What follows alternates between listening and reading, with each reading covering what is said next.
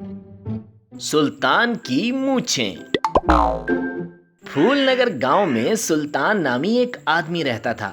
सुल्तान अपने नाम की वजह से बहुत मशहूर था, लेकिन अक्सर लोग उसको इसी वजह से परेशान भी किया करते थे।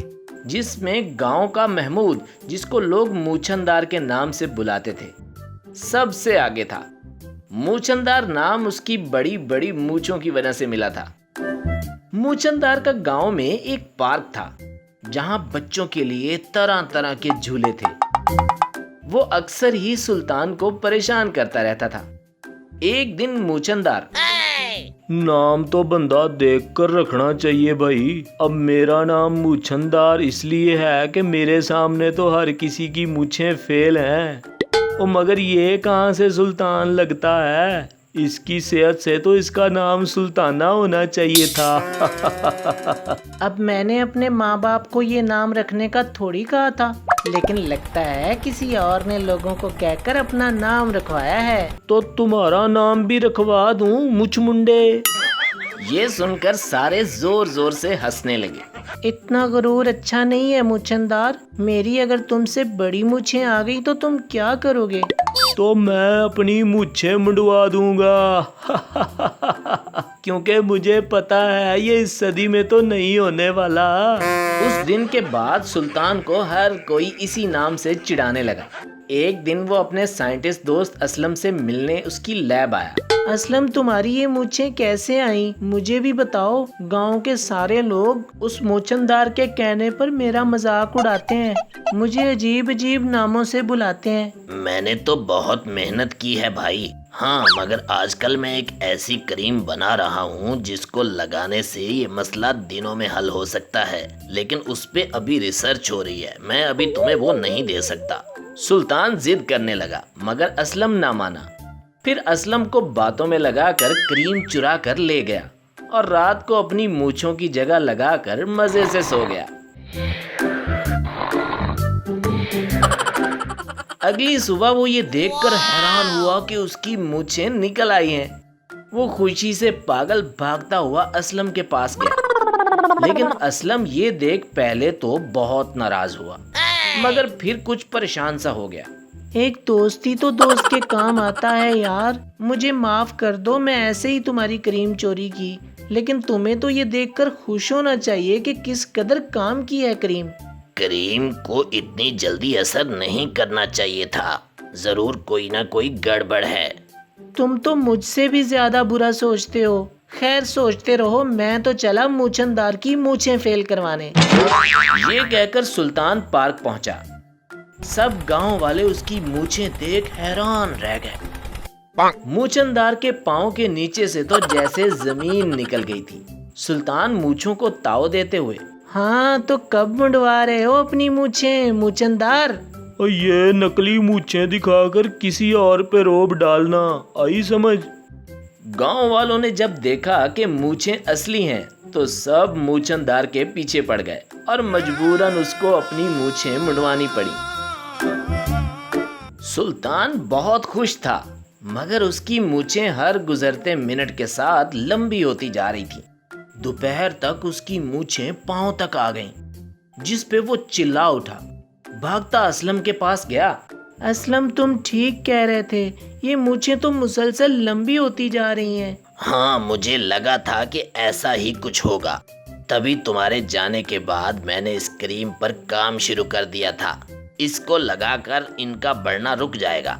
मगर छोड़ो, ये मुझे दो बस। ये कहकर फौरन दवा अपनी मूछों पे लगाई। उसकी मूछें बढ़ना तो रुक गईं, लेकिन उनमें लोहे जैसी मजबूती आ गई। हाय मेरे खुदा, ये क्या मुसीबत है? अब क्या होगा? अब तुम्हें इनके साथ जिंदगी गुजारनी पड़ेगी। तुमने पहले भी मेरी बात नहीं सुनी थी, ना ही अब। भुगतो अब। सुल्तान बहुत शर्मिंदा हुआ। उसने असलम से माफी मांगी और अपनी मूछों का क्या करे सोचने लगा। सुल्तान जब भी बाहर जाता, बच्चे मूछनदार के पार्क से निकलकर उसके पास आ जाते और मूछों पे लटकने की जिद करते और कई कई घंटे मूछों पे झूलते रहते। तभी आहिस्ता आहिस्ता सब बच्चों ने मूछनदार के पार्क जाना छोड़ दिया। ये सब देखकर मूछनदार का मीटर घूम गया। उसने सुल्तान से बदला लेने का सोचा। एक रात सुल्तान के घर में घुसकर उसकी मूछें काटने की कोशिश करने लगा और दिल ही दिल में बोला, ओ ना रहेगा बांस ना बजेगी बांसुरी। मगर कैंची इतनी सख्त मूछों पे कहाँ काम करती। बहुत कोशिश के बाद उसने पास पड़ी कुल्हाड़ी से वार किया, जिससे इतनी जोरदार आवाज हुई कि सुल्तान जाग गया। उसने हड़बड़ाते हुए इधर उधर देखा तो उसकी बड़ी बड़ी मूछों की वजह से मूछनदार दूर जा गिरा। मूछनदार तुम यहाँ क्या कर रहे हो? ओ वो मैं ब्रेकफास्ट का पूछने आया था, क्यों ना कल साथ करें। सुल्तान उसके हाथ में कुल्हाड़ी देखकर सब समझ गया। रुको, मैं तुम्हें ब्रेकफास्ट लंच डिनर एक साथ ही करवाता हूँ।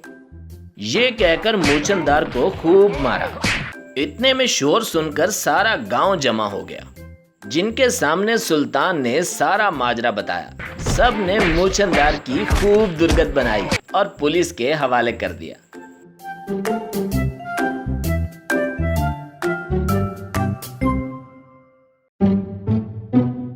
Flying elephant.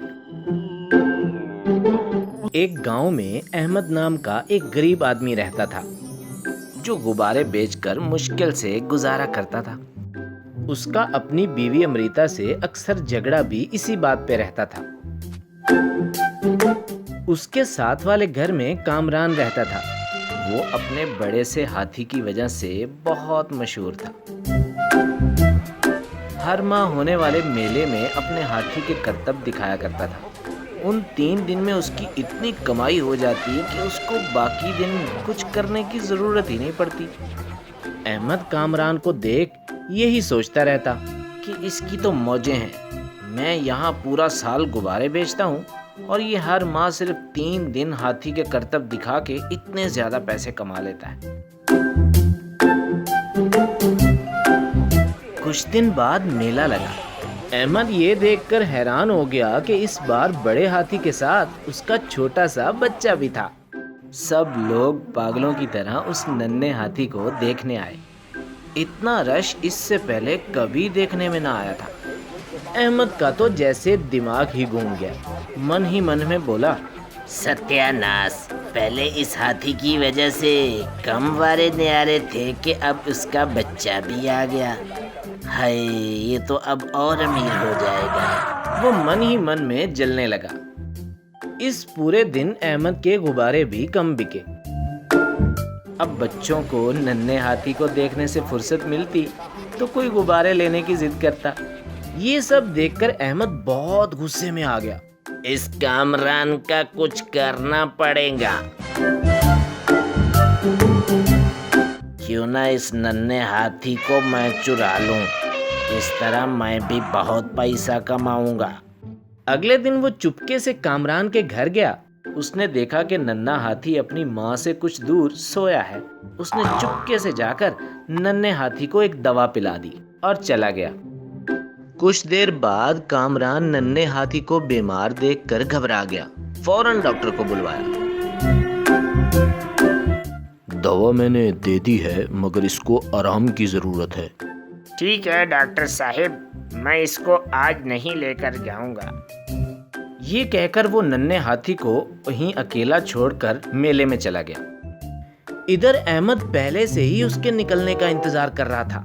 कामरान को जाते देख वो जल्दी से उसके घर में घुसा और नन्हे हाथी को उठाने लगा। नन्हा हाथी दवा की वजह से नींद में था और अपनी जगह से नहीं हिल रहा था। अहमद ने उसे हर तरफ से धक्का लगाया। उसको जगाने के लिए केलों का लालच भी दिया, मगर कोई फायदा ना हुआ। फिर अहमद को एक आइडिया आया और अपने घर को भागा। थोड़ी देर बाद अपने गुब्बारों का स्टैंड वहां ले आया। एक एक करके उसने गुब्बारे नन्हे हाथी के साथ बांधने शुरू किए। जब नन्हा हाथी हवा में उड़ने लगा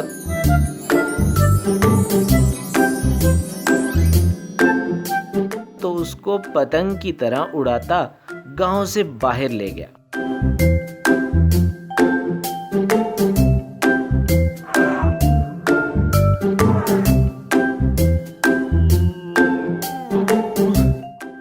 किसी गांव पहुंचा जहां पहले ही उसके दोस्त ने एक घर का बंदोबस्त कर रखा था।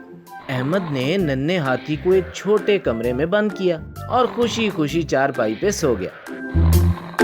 जब उठा तो अहमद ने सोचा बहुत देर से नन्हे हाथी को खाना नहीं दिया। जैसे ही खाना देने के लिए कमरे का दरवाजा खोला तो नन्हा हाथी भागता हुआ बाहर निकला और अहमद कीचड़ में जा गिरा। नन्हा हाथी घर के सेन में तेज तेज भागने लगा। ओए रुक जा, ओए रुक जा, कहकर उसके पीछे भागने लगा। बड़ी मुश्किल से अहमद ने नन्हे हाथी को पकड़ा और रस्सी से बांध दिया। और जब आंगन में देखा तो नन्हे हाथी ने चारपाई, मिट्टी के बर्तन और यहाँ तक के शंकर का मोबाइल भी अपने पाँव के नीचे कुचल कर तोड़ दिया। अहमद सर पकड़े बैठा सोच रहा था कि अब क्या करे, तो नन्हे हाथी ने जोर जोर से आवाजें निकालना शुरू कर दी। और अहमद ये देखकर चकरा गया कि उसने एक दिन में खाने के लिए जितने केले लाए थे वो नन्हे हाथी ने 1 मिनट में ही खा लिए। शाम में अहमद ने नन्हे हाथी को नहलाने के लिए गुब्बारे से बने स्विमिंग पूल में डाला। अहमद फिसल कर पूल में आ गिरा, जिससे पूल फट गया और नन्हा हाथी एक बार फिर कीचड़ में लौट-पौट होने लगा। अहमद ने गुस्से में नन्हे हाथी को कमरे में बंद कर दिया, जहां वो खूब आवाजें निकालता रहा। और अहमद भी टूटी चारपाई पे परेशान होता रहा।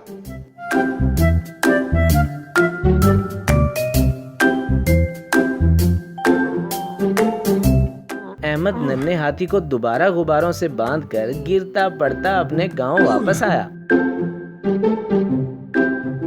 और कामरान के पांव में गिरकर रोते हुए बोला, मेरे से बहुत बड़ी गलती हो गई है। ये मुसीबत तुम ही पाल सकते हो, मुझे माफ कर दो।